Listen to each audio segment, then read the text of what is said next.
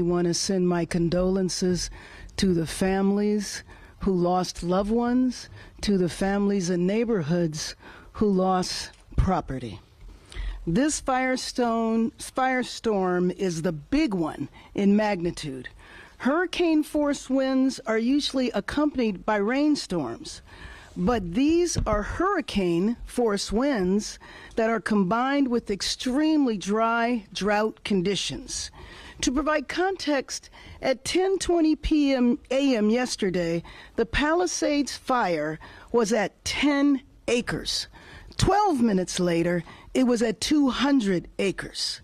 To those who fled their homes, especially those who have lost your homes, our hearts are breaking for you, and we stand with you. I know the world is looking at images of our city's devastation. I have seen the front lines of the Palisades fire, and it is staggering. I've been in constant contact with our fire commanders, with county, state, and federal officials. I took the fastest route back, which included being on a military plane, which facilitated our communications. So I was able to be on the phone the entire time of the flight. We are fighting for you and everyone in Los Angeles. Thank you to our first responders who waded into flames, pulled people from cars, and got them to safety no matter how dangerous. And thank you to everyone who heeded our warnings to evacuate. Tonight, more people may get evacuation orders, and if they do, please leave immediately. If you have an evacuation warning, get ready to go. Protect yourself and each other, and support our firefighters on the front lines. Our strategy included preparations and pre-deployment, and it now includes fire crews from around the state and from our federal partners. We are also adapting in real time. These winds continue to blow. So let me be clear. I am making sure that we leave no resource untapped. Firefighters are now on scene from across the state and across the country. I spoke with President Biden today and Governor Newsom earlier today, and they assured me of full federal and state support. As we head into tonight, we are still facing strong and erratic winds. In Palisades and in Sylmar, we are very much in an active firefight. I can report to you that the Woodley fire, however, in the Sepulveda Basin is under control. I can also report that finally air operations have resumed, and that is a big deal, but it is up to the winds as to how long the air support can continue. But these conditions are highly volatile. We've seen a devastating fire in the Pasadena area. Fires have sparked up in Simi Valley and on the LA and Ventura County line. And as our firefighters do battle on the front lines, all of us must be vigilant. So if you receive an evacuation order, please leave immediately. If you receive a warning, get ready. Protect yourself and protect each other. And don't divert firefighters from our strategy. Signals are out and the roads have debris. So stay off the roads unless you are evacuating or have another emergency. Be prepared, food, water, medicine, a bag packed and ready. Again, this is an active situation. And conserve water to the extent that you can. We want to make sure that we are ready if we need more water. But make no mistake, Los Angeles will rebuild stronger than ever. Right now, if you need help, emergency information, resources, and shelter is available. All of this can be found at URL. Los Angeles, together is how we will get through this. Through the heroism of our firefighters, the vigilance of Angelenos, and the spirit of our city. This is a big moment. It is a big moment for all of us to come together, for Angelenos to be united, for Angelenos to be prepared to help each other. This is who we are. LA will rise, and make no mistake, I am confident that we will rebuild. And with that, I would like to introduce LA County Board of Supervisor Chair, Catherine Barger. Thank you, Mayor, and I want to thank you for your leadership. I know when this first hit, we were in constant contact, so thank you for being a true leader to this great city of Los Angeles. Obviously, as someone who represents the 5th District, we are prone to wildfires, but nothing like what I witnessed today.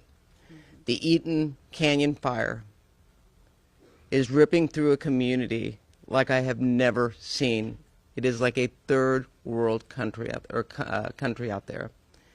I would ask anyone listening, if you do not need to be in the area and you've been evacuated, please heed the evacuation warning.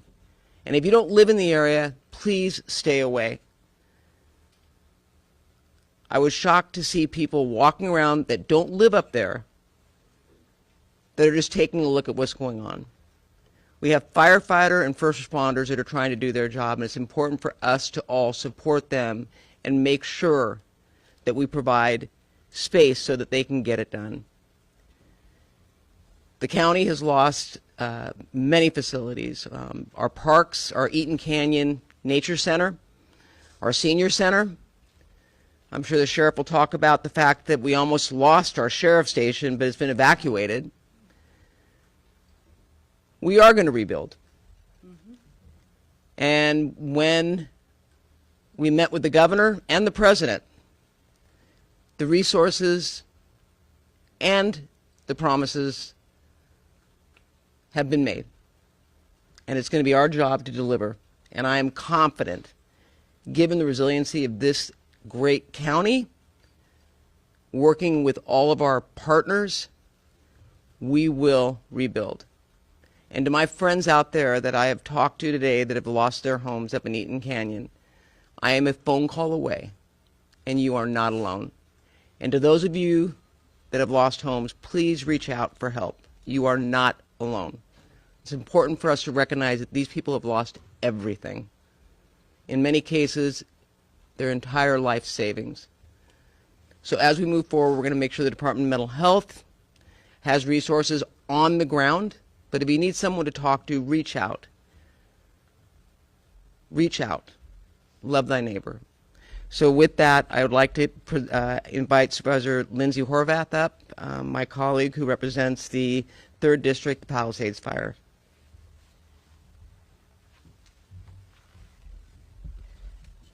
Thank you very much. Earlier today, I visited the Westwood Recreation Center, where I was able to listen, to grieve, and to be with evacuees in this time of crisis. To also thank the volunteers, but most importantly, to let each person know in this time of crisis that they're not alone. To everyone feeling the anguish of this tragedy, the county will be here for you no matter what as we recover from these fires. But we're not out of this yet, and we need to continue to follow all guidance from our emergency personnel. I want to thank you for evacuating, for letting our first responders do their job, and for keeping your loved ones safe. Here are the updates from the 3rd District. Since our last press conference, evacuation orders have expanded into Santa Monica to San Vicente, and evacuation warnings now include Montana to Wilshire, Ocean to 11th. Gas shutoffs are affecting more than 15,000 people in Malibu, from Brentwood Country Club to Pepperdine. A boil water advisory is now in effect for LA County Waterworks District 29. This is the Sunset Mesa community from Topanga Beach and Coastline Drive on the south to Shore Heights Drive on the north, and from Topanga Canyon Road to Carbon Canyon Road in Malibu, including communities of Big Rock and Carbon Mesa. For more information about water, you can call 800-675-4357.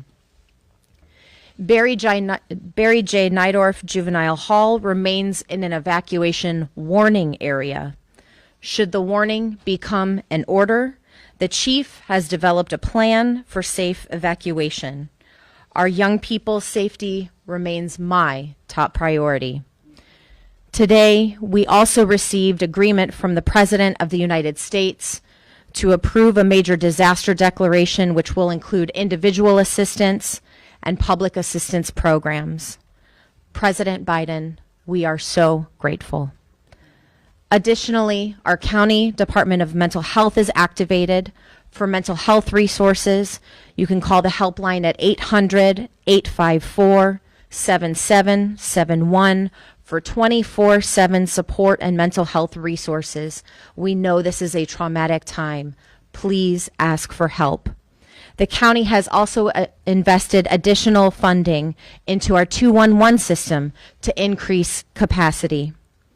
LASA has activated the Augmented Winter Shelter Program to provide shelter to our unhoused community during this time. LA County Assessor Jeffrey Prang has shared property tax installment deferral applications, misfortune calamity damage reassessment applications, and a disaster relief FAQ for property owners affected by the fires. You can go to assessor.lacounty.gov. The Emergency Network LA is coordinating volunteers. To sign up, go to enla.org. In addition, the American Red Cross and LA Food Bank have all set up specific donation websites that you can access at emergency.lacounty.gov. Downed trees and power lines are impacting public transit service, and I want to thank Chair of our Metro Board, Supervisor Janice Hahn, for her speed and waiving Metro fares on today because of station power outages. But please, if you are in a safe place and you don't need to travel, stay put and stay safe. For those evacuating, Uber is providing rides for free up to $40 to get to active shelters. This includes Pasadena Civic Auditorium, Westwood Recreation Center, El Camino Real Charter, Richie Valens Rec Center, and you can use the promo code WILDFIRE25. Tonight, the winds will remain strong, but our resolve is stronger. This emergency will continue. Let's keep each other safe, heed emergency instruction, and pray for the success of our frontline and first responders. Thank you. And now I'd like to introduce LA City Fire Chief Kristen Crowley.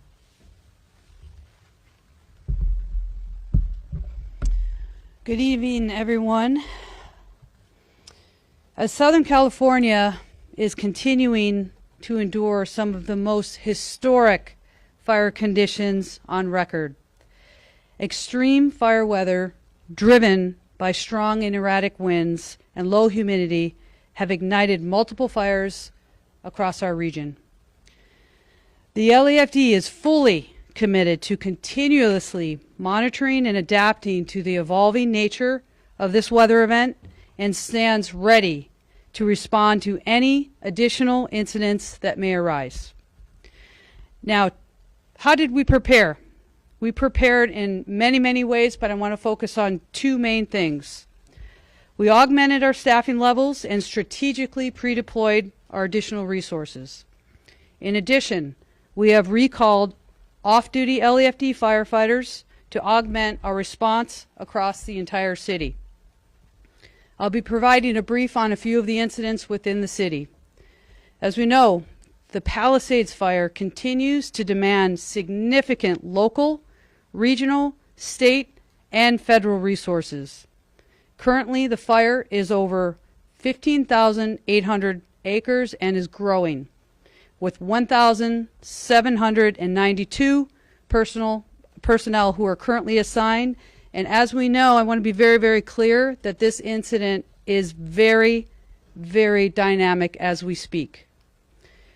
The good news, the winds have subsided a bit, enough to allow our fixed wing and rotor wing aircraft to provide critical air support to this fire.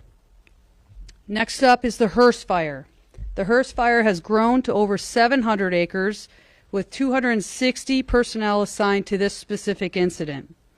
There are evacuation orders in place with multiple structures that are threatened. We continue to focus on fire and life safety. The Woodley incident. It is controlled and approximately has burned 30 acres.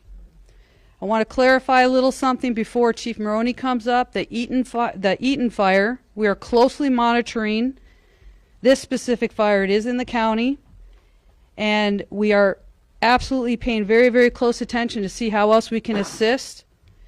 If it does come into the city, we are ready. Now, in addition to the large-scale brush fires, in the past 24 hours, the LEFD has responded to an additional 3,950 911 calls for service within the city. This also includes 10 structure fires. We have treated and transported an extensive number of medical emergencies throughout the city.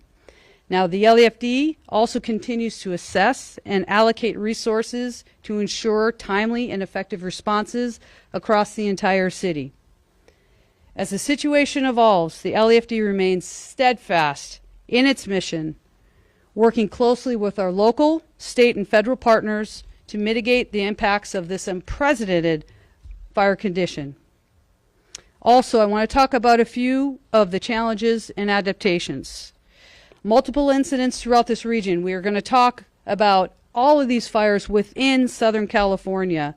We're utilizing mutual aid partners from across the region, state, and adjoining states, and firefighters are surging into Southern California as we speak. Also, the challenges with water pressure in the Palisades. Standard firefighting adaptations for water. What we do when water is limited. We have the ability to pull water from ponds. We can pull water from pools. We're utilizing as many water tenders that we have, and we're working very, very closely with DWP on this. Next, we will continue to focus. I want to make very, very clear, saving lives first, evacuations, and rescues. We are not out of danger. You can see the active fires that are burning. With strong winds that are going to continue throughout the night, I can tell you and assure you that firefighters and first responders remain focused on protecting lives and property. We urge the public to help us by doing